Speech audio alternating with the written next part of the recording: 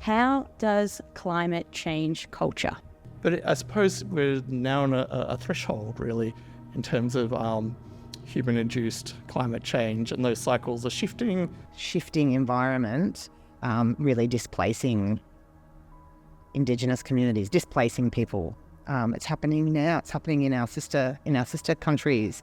Yeah, I suppose the potential cultural effects are, the peninsula might not exist. It might totally flood over if Antarctica continues to melt at the rate it is. So these sort of changes that are going to be a lot more rapid have faster impacts on culture and how we relate to place. Yeah, it's really quite full on. Yeah, I can see it really impacts you. So climate has really forced everyone now to take a very good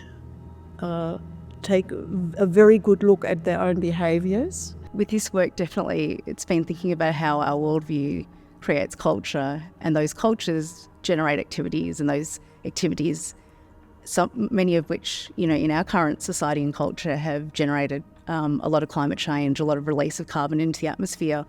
The way that we work, the way that we also care for others, we've become, I think, much more interested also in the culture of others. Regardless of what happens, climate is changing our culture because it's changing the ways that we have to live and the ways that we have to live with each other.